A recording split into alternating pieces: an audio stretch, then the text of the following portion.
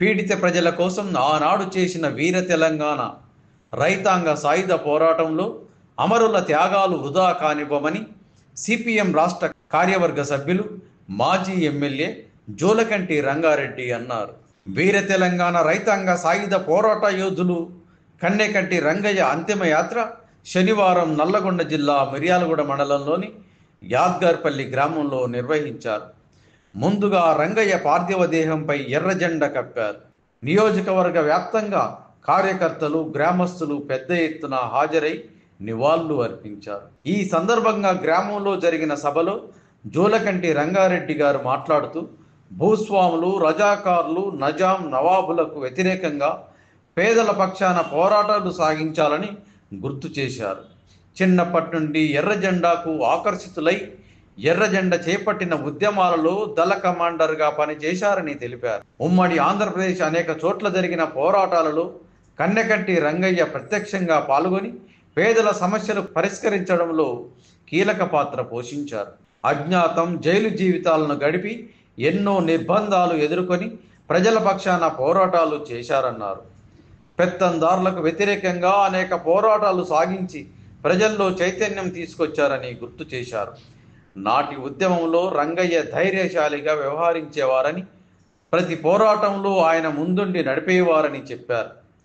ఎర్ర జెండా ద్వారానే సమాజ స్థాపన జరుగుతుందని, ప్రపంచానికి ఎర్ర జెండే ప్రత్యామ్నాయమని అన్నారు. రంగయ్య ఆశయ సాధన కోసం కార్యకర్తలందరూ కృషి చేయాలన్నారు. పీడిత ప్రజల ప్రజానాయకుడు,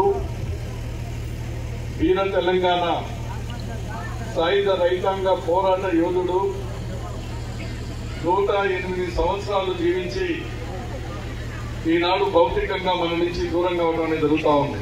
ఆయన చనిపోయాడనేటువంటి బాధ ఉన్నప్పటికీ కూడా చనిపోవడం అనేది ఎవరికి తప్పేది కాదు. ఎవరైనా ఖచ్చితంగా పుట్టిన ప్రతి మనిషి కూడా చనిపోవడం అనేది జరుగుతుంది. 108 సంవత్సరాలు బతకడం అంటే అది అందరికీ సాధ్యం కాదు. కొద్ది మంది మాత్రమే 100 సంవత్సరాలు 100 పైన బతికేటువంటి అవకాశం ఉంటుంది. రంగయ్య గారు ఆ రకంగా బతికి భౌతికంగా మన కళ్ళ ముందు ఉన్నాడంటే గర్వపడాలి. రంగయ్య గారు 108 సంవత్సరాల పాటు ఆయన జీవించడం అంటే ఆయన నిత్యం కూడా ప్రజల కొరకు ఆలోచించేవాడు. ప్రజల సమస్యలు పరిష్కారం కావాలి, కూలీల సమస్యలు పరిష్కారం కావాలి, రైతుల సమస్యలు పరిష్కారం కావాలి, అసమానత లేనటువంటి సమాజం రావాలని చెప్పేసి ఎంతో క్రమశిక్షణతో ఆయన వ్యక్తిగతమైనటువంటి కూడా ఎంతో క్రమశిక్షణతో ఉన్నాడు. కాబట్టి 108 సంవత్సరాలు ఆయన జీవించడం అనేది జరిగింది. ఇవాళ ఆయన చనిపోయినాడంటే మనం బాధపడుతూనే గర్వపడాలి కూడా. ఎందుకంటే ఇంతకాలం బతికి 10వ తారీఖు నుంచి 17వ తేదీ వరకు వీర తెలంగాణ సాయుధ రైతాంగ పోరాట ఉత్సవాలు జరుగుతున్న ఈ ఉత్సవాల సందర్భంగానే ఏ పోరాటంలోనైతే పాల్గొన్నాడో ఆ పోరాటానికి సంబంధించినటువంటి ఉత్సవాలు జరుగుతున్న ఈ కాలంలోనే ఈ సమయంలో చనిపోవడం కూడా ఆయన నిజంగా చెప్పాలంటే అదృష్టవంతుడే. రంగయ్య గారు చనిపోయిందంటే మనం అందరం కూడా ఎందుకు వచ్చాం? వందలాది మంది కార్యకర్తలు పార్టీలకు అతీతంగా కూడా ఎందుకు వచ్చారు? ఎందుకు ఆయన అంతిమయాత్రలో పాల్గొంటా ఉన్నాం? రంగయ్య గారు గ్రామ పంచాయతీ సర్పంచ్గా, మండల అధ్యక్షుడిగా, పార్టీ నాయకుడిగా ప్రజా సంఘాల్లో పనిచేశాడు, నిజాయితీగా పనిచేశాడు, అందరికీ సేవ చేశాడు అనే కాదు, నిజాయితీగా పనిచేశాడు. ఎవరి కష్టాలు వచ్చినా కూడా ఆయన ఆదుకున్నాడు.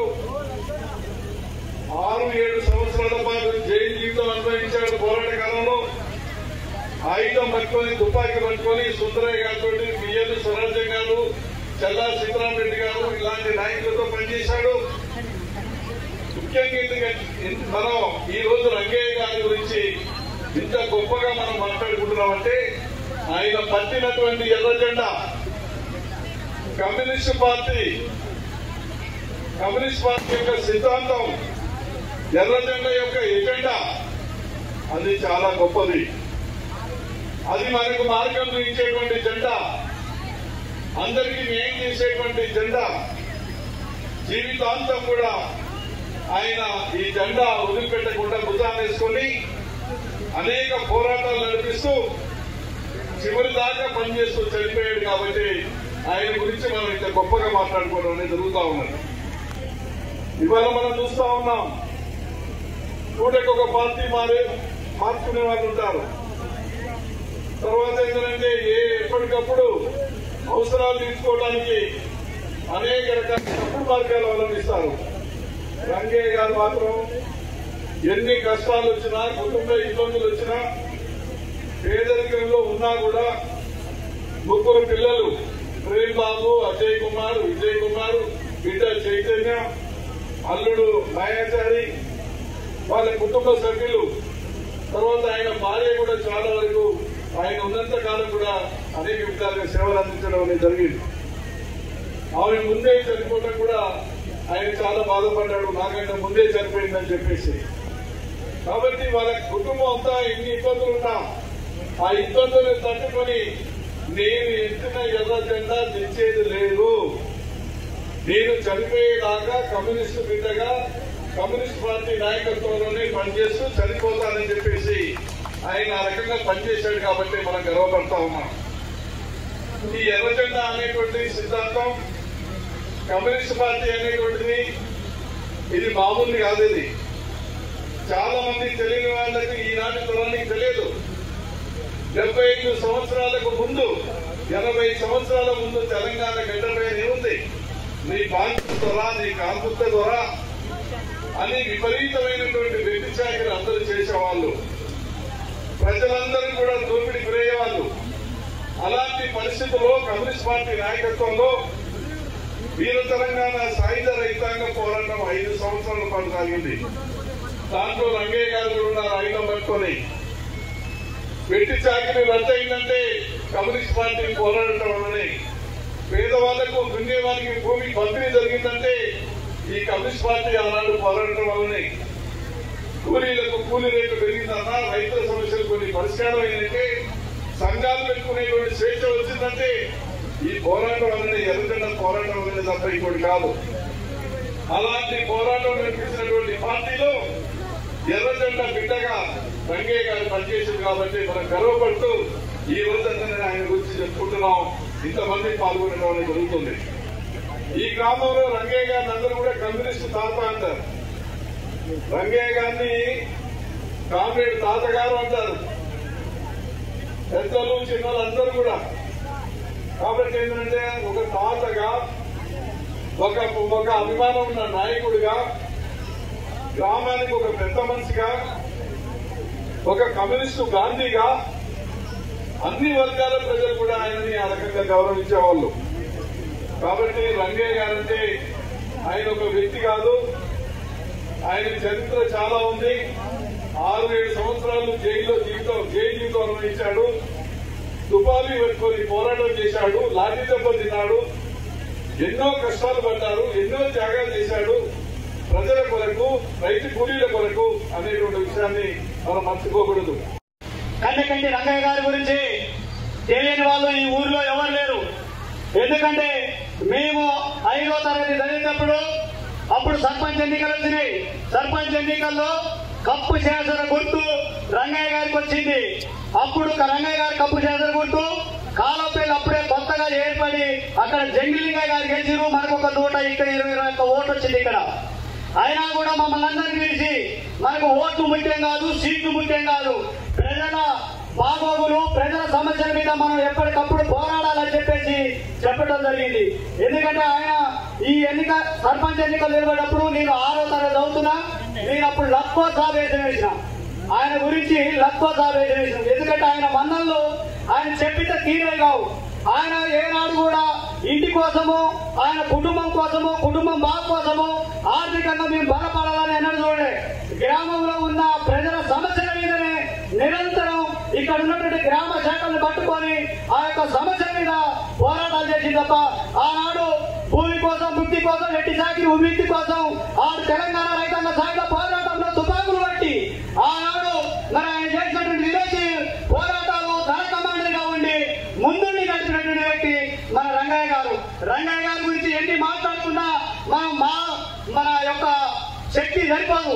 కాబట్టి ఒకటే మనం ఇలా చెప్పాల్సింది, రంగయ్య గారు వదిలిపెట్టినటువంటి జెండా ఏదైతే ఉన్నదో, ఆయన ఆశయాలు ఏదైతే ఉన్నాయో ఆ ఆశయాలకు అనుగుణంగా మనం ఖచ్చితంగా ఉండవలసిన అవసరం ఎంతైనా ఉందని చెప్తా ఉన్నాను. రంగయ్య చేపట్టే మన ఊరంతా కూడా మరి ఎటు కూడా ఇబ్బంది పడకుండా ఉన్నది. కమ్యూనిస్టు రంగయ్య వల్ల ఎవరు కూడా దాడులు కూడా చేసిన సందర్భాలు కూడా లేవనేది. ముఖ్యంగా ఏంటంటే మిర్యాలగూడ చుట్టుపక్కల ప్రాంతాల్లో కూడా ఎక్కడ కూడా ఒక్కొక్కరికి 100-150 ఎకరాలు ఉండవు.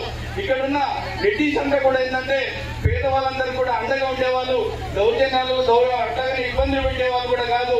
కొన్ని గ్రామాలలో మరి 1-2 ఎకరాలు ఉన్న కూడా ఇబ్బంది పెట్టరు. కానీ ఇక్కడ ఉన్న మరి పట్టేళ్ళంతా కూడా ఏంటంటే పేదవాళ్ళకు అండగా ఉండి మరి ఎర్ర జెండాను కూడా ఎగరేసే పరిస్థితి తీసుకురావడం అంటే మరి ఇలా ఈ యాదగారిపల్లి గ్రామ చరిత్రలో కూడా కామ్రేడ్ రంగయ్య గారి చరిత్ర స్థిరస్థాయిలో ఇవాళ ఈ సభ ఎందుకు చేస్తున్నాం అంటే ఇప్పుడు పుట్టిన పిల్లవాళ్లకు కమ్యూనిస్టు రంగయ్య వీర తెలంగాణ సాయుధ పోరాట యోధుడు, సిపిఎం నాయకుడు అనేది గుర్తుండాలి, గుర్తుంచుకోవాలని కోరుకుంటూ కామ్రేడ్ రంగయ్య గారు లేని లోటు కమ్యూనిస్టు ఉద్యమానికి, వామపక్ష ఉద్యమాలకు తీవ్రమైన లోటు అని కామ్రేడ్ రంగయ్య గారికి ఎంసీపీఐ నల్లగొండ జిల్లా కమిటీ పక్షాన జోహార్లు అర్పించారు.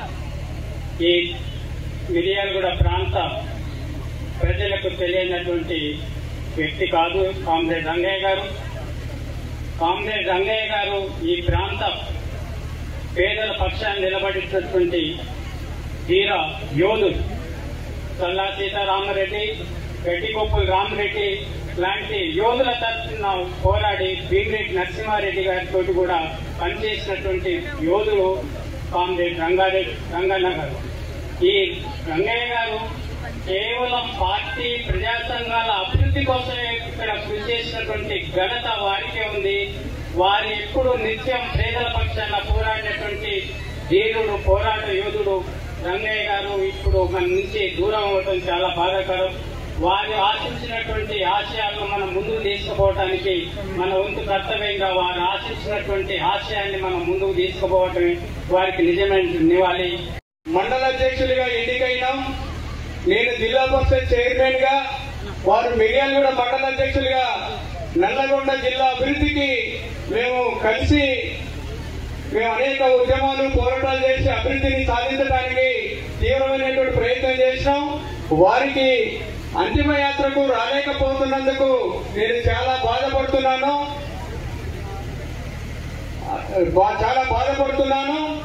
వారికి నా తరఫున జోహార్లు అర్పిస్తూ ప్రగాఢ సంతాప సానుభూతిని వారి కుటుంబానికి తెలియజేయవలసిందిగా చెప్పారు. వారితో పాటు సిపిఐఎం పార్టీ కమ్యూనిస్టులుగా మేమేరా అసలైన వారసత్వం, సిసలైన వారసత్వం,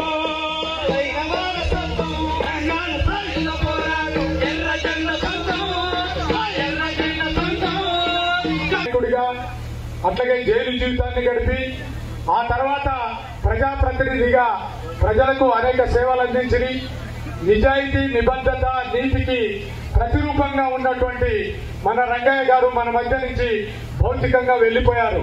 ఇది చాలా బాధాకరం. ఇది తెలవగానే అందరం వివిధ చోట్ల నుంచి ఇక్కడికి నాయకత్వం అంతా రావడంలో ఉద్దేశం ఆయన యొక్క చరిత్ర, ఆయన చేసిన త్యాగం ఇవన్నీ కూడా మరువరానివి.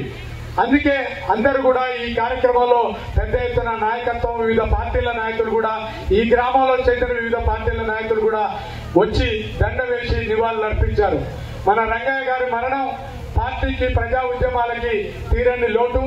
అందుకే ఆ ఆయుధం పట్టిన వీరుడికి సిపిఎం పార్టీ జిల్లా కమిటీ వైపున అరుణాంజలి ఘటిస్తున్నాం. అట్లాగే ఆనాడు పోరాటం చరిత్ర మీ అందరికీ తెలుసు.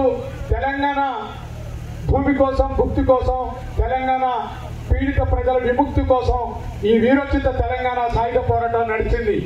5 సంవత్సరాల పాటు జరిగినటువంటి ఈ సాయుధ రైతాంగ పోరాటంలో ఎంతో మంది వీరులు నేల కొరిగారు. వారి రుధిరంతో ఈ తెలంగాణ గడ్డ ఎరుపెక్కింది. 4,000 మంది అమరులైనారు, 6,000 మంది క్షతగాత్రులైనారు, 30,000 గ్రామాలు విముక్తం చేసి గ్రామ స్వరాజ్యాలు ఏర్పాటు చేసి 10 లక్షల భూమిని పేదలకు పంచినటువంటి వీరోచితమైనటువంటి చరిత్ర ఆ తెలంగాణ సాయుధ పోరాటాన్ని.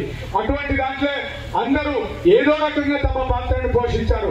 కానీ మన రంగయ్య గారి ప్రత్యేకత ఏమిటంటే ఒక దళనాయకుడిగానే ఆయుధం పట్టి దళాలకు నాయకత్వం వహించే నాయకుడిగా పనిచేశాడు. అంతేకాదు ఆ పోరాటంలో జైలు జీవితాన్ని 6 సంవత్సరాల పాటు జైలు జీవితాన్ని గడిపి ఆ తదనంతరం తెలంగాణ విముక్తమైన తర్వాత ఒక ప్రజాప్రతినిధిగా మొట్టమొదటిసారిగా స్వేచ్ఛాయుతమైనటువంటి తెలంగాణలో నిజాం నిరంకుశ పాలన నుంచి విముక్తమైన తర్వాత జరిగిన ఎన్నికల్లో మొదటిసారిగా ఈ గ్రామం నుంచి గ్రామ సర్పంచ్గా ఎన్నికాడు.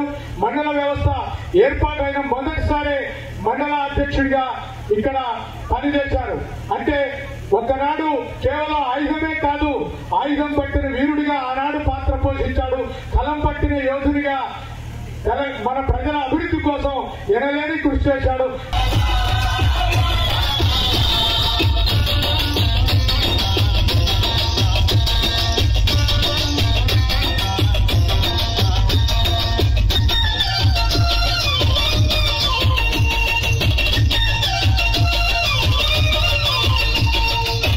సమాజంలో మనుషులందరూ సమానంగా ఉండాలని చెప్పి మీకోసం, భక్తి కోసం, మాతృదేశ విముక్తి కోసం సాయుధ పోరాట బంధాయే సరైన మార్గమని నమ్మి ఉరి కొయ్యలపై ఉయ్యాలను వినట్టి వీరులార మీకు ఎర్రెర దండాలు, అందాల పాదాన పరిపరి దండాలు.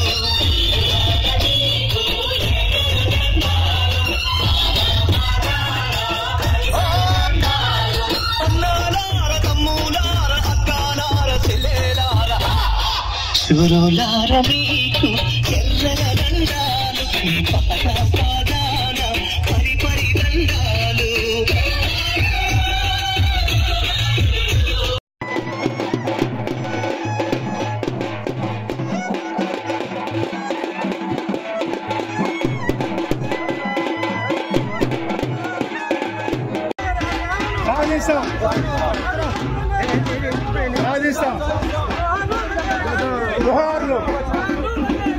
జోహార్లు.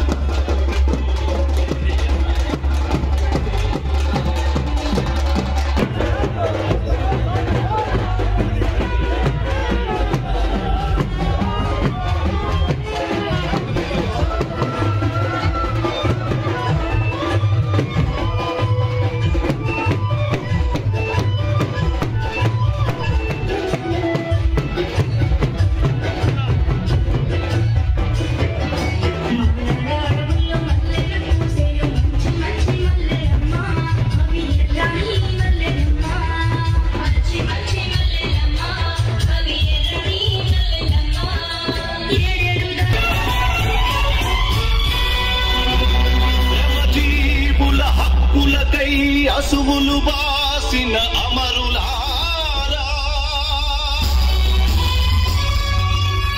అందుకోండి అరుణ మీ త్యాగ ఫలం మీ కర్మ ఫలం వృథా కాయం ఎర్ర జెండా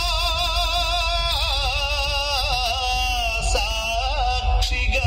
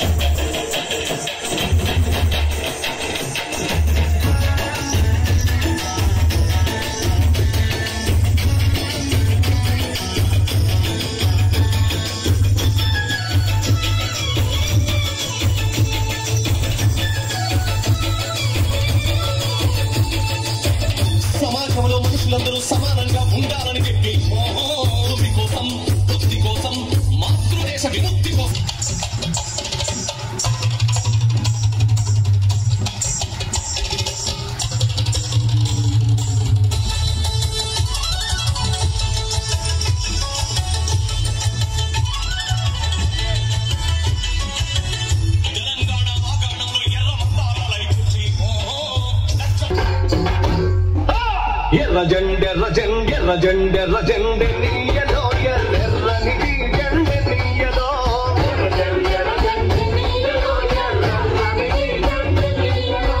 ఎర్ర జెండెర్ర జెండె నీయలో ఎర్రెర్రని జెండె నీయలో హలో హలో హలో జోహార్ తెలంగాణ సాయుధ పోరాట యోధుడు కన్నగంటి రంగయ్య గారికి.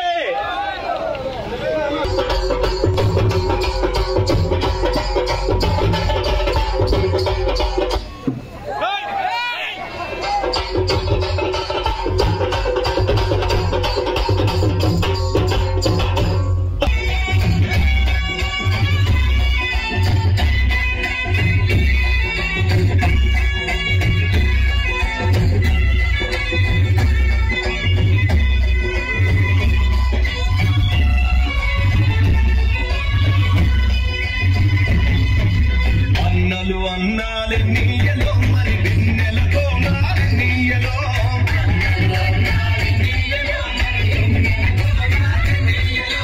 వెన్నెల కోనాలే నీయలో మరి వెలుగు రవ్వాలే నీయలో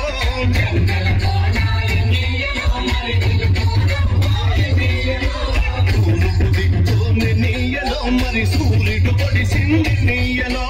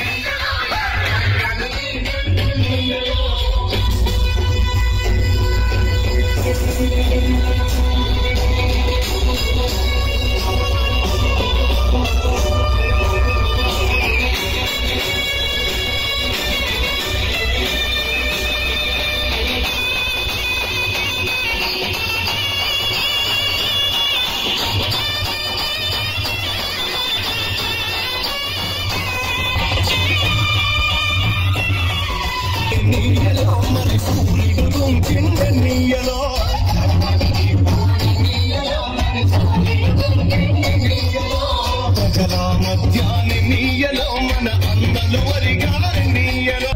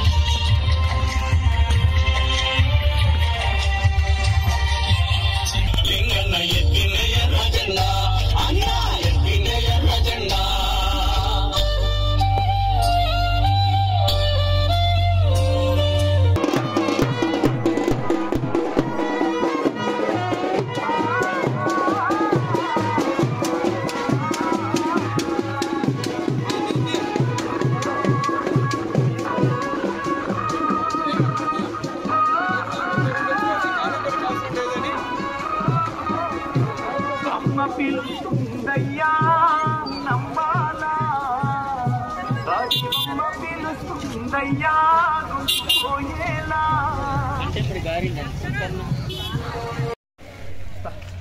నమస్తే.